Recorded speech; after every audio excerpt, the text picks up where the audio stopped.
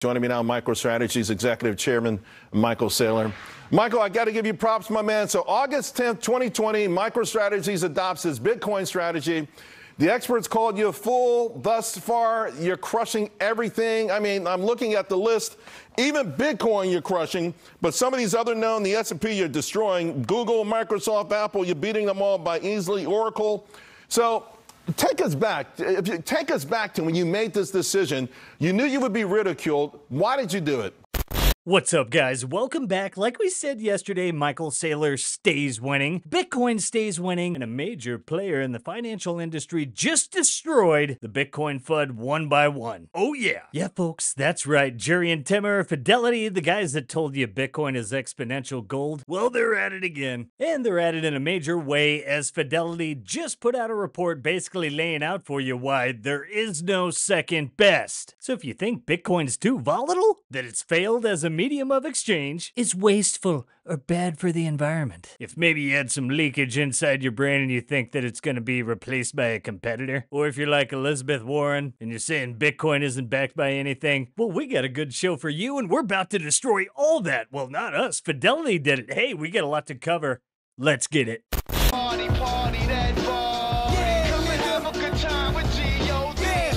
And here we are, first one up on the chopping block. Bitcoin is too volatile to be a store of value. Response: Bitcoin's volatility is a trade-off for perfect supply, inelasticity, and an intervention-free market. However, with greater adoption of Bitcoin and Bitcoin-related derivatives and investment products, Bitcoin's volatility will continue to decrease, as history has shown. Also, guys, if they're saying Bitcoin's too volatile, you can always just show them this chart. Zoom out a little bit, boop, boop. We're right back where we were. Next up, moon topless. The moon's topless? Okay, now let's get to number 2. Many continue to believe that Bitcoin's core use case is as a means of payment for everyday low-value transactions. Believing this, critics suggest Bitcoin has failed because it, at least at its base layer, does not and cannot currently offer the same transaction throughput as legacy payment rails, such as Visa, MasterCard, or PayPal. However, versus MasterCard or Visa is not an apples-to-apples comparison because legacy transaction processors do not provide final settlement until days later, whereas Bitcoin's low 5 to 7 transactions per second is slower. It represents final settlement. Contrary to what some people think, data from Coinmetrics shows significant transaction volume on the Bitcoin network, with more than 3.1 trillion in transactions settled, which was just under 40% of what MasterCard processed in the last year. This presents a lower bound for Bitcoin's use as a means of payment. However, while function as a medium of exchange may not be one of Bitcoin's use cases in specific situations, it is not Bitcoin's core nor only function. Oh yeah, Bitcoin's not a medium of exchange. What are you going to use, a CBDC? Check out this trash right here. So the alternative is not looking good. Also, Bitcoin, Lightning Network. We just look at the numbers. Bitcoin already is a medium of exchange. Just use it. Also, to those medium of exchange doubters, the full power and reach of the Lightning Network growing at a rapid pace. It is going to change how Bitcoin will integrate into our day-to-day lives. It's doing so all over the world as a medium of exchange, and mass adoption hasn't even started yet. Buckle up. Also, Michael Saylor had some really good points, made me think about things a little differently. But really, what is the value in a medium of exchange? Not much. Store value, very much so. And in this natural process, the ability to change and exchange, well, that's kind of negligent. It's just kind of a natural order of events that takes place in this transition, or in this process of becoming a global money, a global store of value, a global medium of exchange, and eventually a global unit of account. But first, Bitcoin's going to eat up everything as a store of value. What do you think the value of medium exchange is, Daniel, in the free market? If Bitcoin was as good a medium of exchange as Apple Pay, what would it be worth extra? Nothing. The value of a medium exchange is nothing. Zero. Nothing. Because Square, PayPal, Apple, Google give it away for free to 7 billion people. And it works 1 billion times faster and better than Bitcoin Cash or Bitcoin Satoshi Vision or Bitcoin. It's an oddity. It's like an interesting, cool thing. It has no commercial value. What's the value of like duplicating YouTube's video server on the blockchain? We could do that. Nothing. Right? What's the value of the third best social network? Nothing. That's the problem. The best one has all the value. Once upon a time, they calculated the amount of profit in the mobile phone business, and they found that Apple Computer generated 150% of all the profits in the mobile phone business. Another way of saying, Apple made all the money, and every other mobile phone provider lost money in aggregate competing in the space. The value of being in the business was nothing, zero. And so the value of Bitcoin as a store of value is, in theory, up to $250 trillion.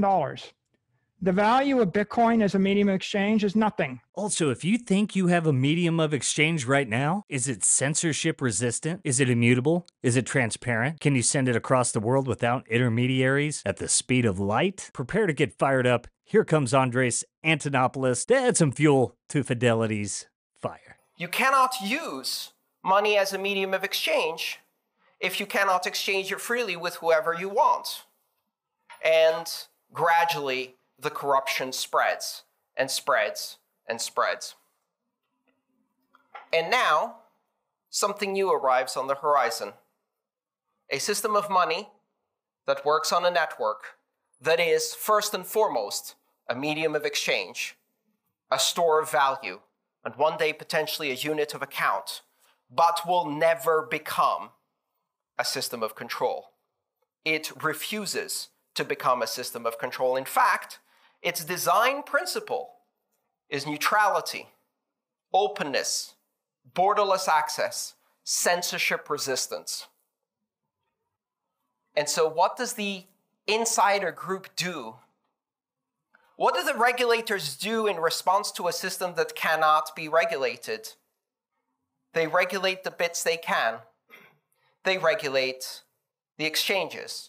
They regulate the bank accounts. They regulate the national currency side of things. They shut down the on-ramps and off-ramps. They say, we will not let you take your money with you. And what do millennials say to that? Dude, I don't have any fucking money. All I have is my creative potential, my spirit, my productivity, and I can sell that directly for Bitcoin without an exchange, without an on-ramp, without an off-ramp. And when I need to buy something, I'll use my digital currency directly without re-entering your system to which I was never invited. Shut down the on-ramps, shut down the off-ramps, and I will stay on board. I will stay digital. I won't touch your gilded cage anymore because I don't need you. I exit. Oh, this one's one of my favorite. Criticism 3. Bitcoin is wasteful and bad for the environment. Those who appreciate the importance of the first and most provably scarce decentralized censorship and seizure-resistant digital asset that offers irreversible settlement would argue that it is. Bitcoin's most valuable features, perfect scarcity, immutability, irreversibility of transactions, and security are tied directly to real-world resources used in mining. Bitcoin would not be able to fulfill its role as a secure global value transfer and storage system without it being costly to mine and maintain. Further, if powering Bitcoin, a global digital monetary network, is considered wasteful, then what does that make the traditional financial system? Remember, this is Fidelity. Consider the energy use and carbon footprint on brick-and-mortar banks and credit unions, corporate office buildings, paper credit card statements, plastic credit cards, paper promotional offers, mining metals for fiat coins, harvesting lumber and other materials to print physical government-issued currency. The human time and energy required to keep the TradFi system running and more. Energy is a fundamental requirement for much of modern society, so it is more of a question of where energy comes from and for what purpose it is used. In the long game, there may be no greater, more important use of energy than that which is deployed to secure the integrity of a monetary network, and constructively, in this case, the Bitcoin network. Yes, Fidelity did just cite Parker Lewis. Oh, Bitcoin. Yep. Boiling the ocean, destroying the world and the planet simultaneously. Bitcoin is actually really great for the environment. According to Jeff Booth, it might fix climate change, or whatever people call it. You know, it's weather. But anyway, you know what is a problem? Gas flaring. You know what fixes it? Bitcoin. So go f*** yourself. As I said, Like, Bitcoin is really good for the environment. It makes energy abundant. It's going to lead us to an energy abundant future, which in turn lowers the cost of energy, allowing people to thrive. I wonder why people attack it so much. It's as if they don't want anyone to get ahead. But hey, if you're an environmentalist and you don't support Bitcoin, you're a LARP. It's absolutely. So when does Bitcoin solve climate change? Yes. Yes, it does. And it does. Explain that, because you and I both know, I've said this before as well, and people think that's a crazy statement. Well, so explain it. Because it forces a free market, because it forces technology to allow technology to do its job and save you time and reduce prices. So you're not on a treadwheel racing more and more and more through to try to like, why do we work in the first place? Right. If you and I'll go back to, but you're trying to work to be able to have security in your life and to have enough things when you retire. So you're going to work 60 years of your life or 50 years of your life to retire with hopefully enough to live the last 10 years of your life.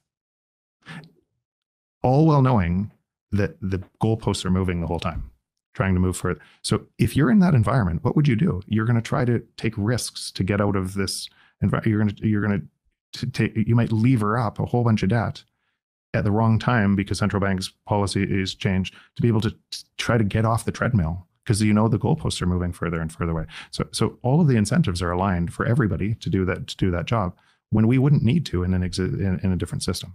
The system itself would fix that. But that system is also responsible for all the climate change, or for all the climate damage and environmental damage, because it requires more and more and more and more forever. More things, more higher prices forever, or the system collapses. That's it, and that's why I say that system collapse is imminent anyways, whether through climate, whether through centralization of government, whether through revolution, so that there's a system change coming.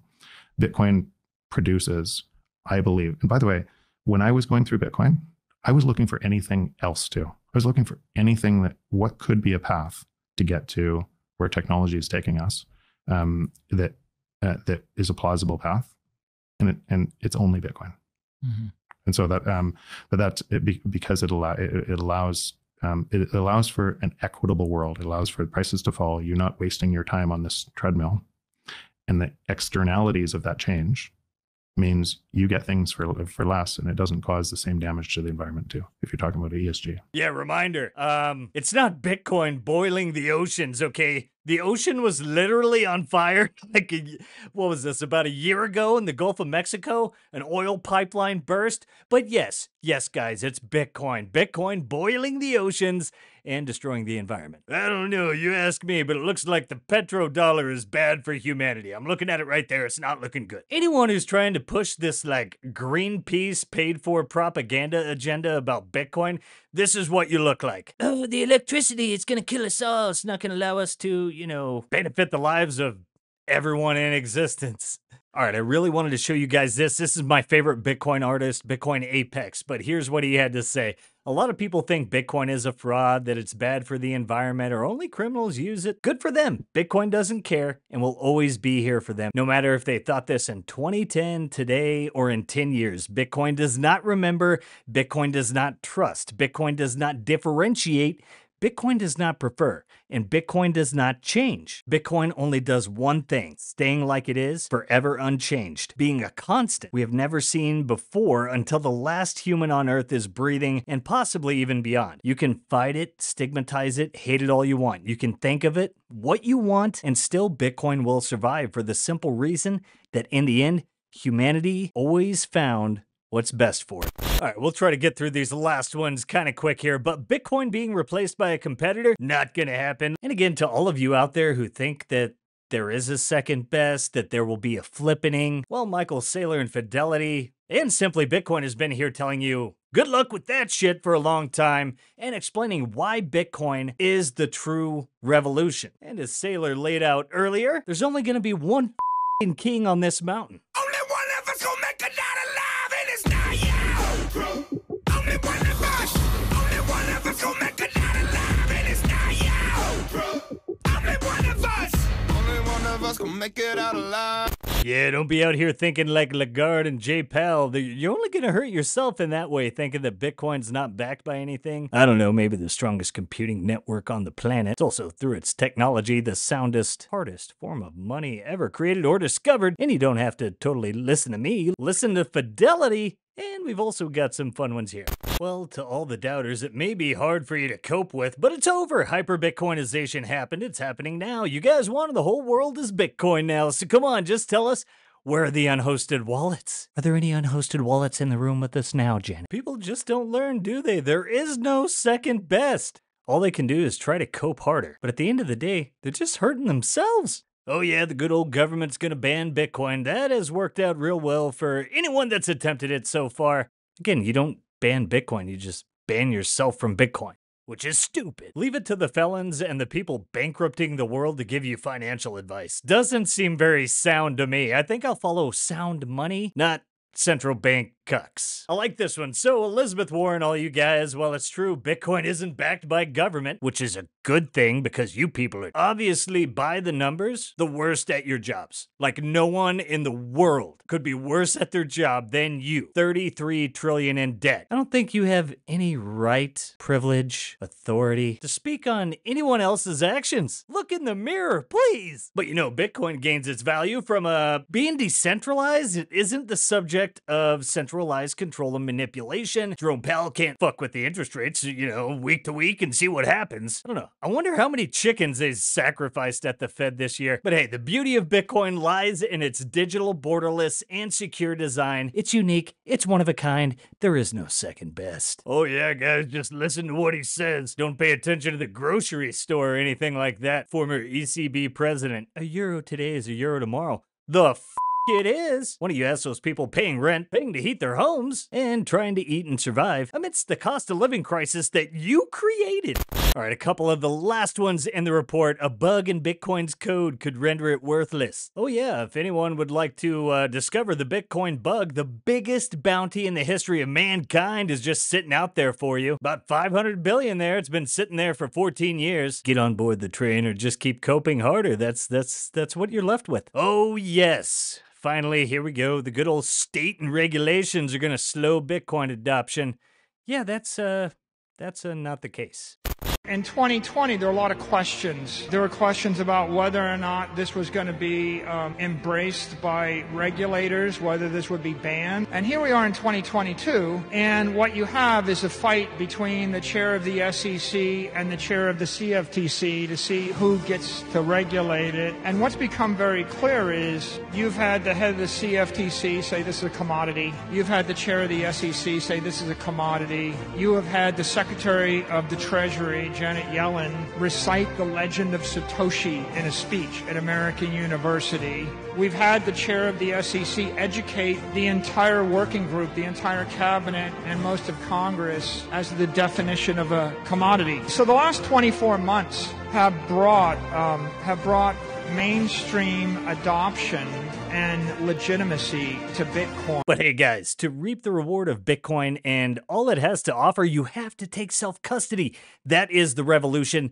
and Simply Bitcoin Originals are powered by the Bitcoin Way. And the Bitcoin Way, as your dedicated Bitcoin IT team, they're here to guide you from start to finish on your journey to properly self-custody your Bitcoin. They've recently introduced a 100% privacy-focused collaborative custody service. With that, you can benefit from advanced multi-sig security, inheritance planning, and much more while remaining 100% in control. Looking to get started? Book a free 30-minute call using that link below. Man, talk about some interesting stuff. But hey, the winds of change are here. Bitcoin is starting to be viewed on a larger scale as the store of value asset, and this is just the process. It doesn't happen overnight. That would create massive chaos. But Bitcoin and its trajectory continues to follow all major technologies, as Bill Miller said, you know, like the steam engine and the internet and things of that nature. We are well on our way. Fidelity just broke all the Bitcoin FUD. We explained to you why there's no second best. And Fidelity obviously sees a very bullish future ahead for Bitcoin. You got some education, you got the tools to go learn how to use Bitcoin and use best practices as well. And hey, we got more stuff here so you can continue going down the rabbit hole and building that Bitcoin knowledge. Knowledge is power. But hey, if you're a fiat maxi or a shitcoiner and you're stuck in this False belief that there actually is a second best ain't shit I can do for you, but for everybody else, keep tuning in. Set those notifications. We got a lot of heaters coming, baby. And make sure you're following us on Twitter for all the breaking news. Should be a fun week. Peace. If you prefer to go down with the ship, fuck you.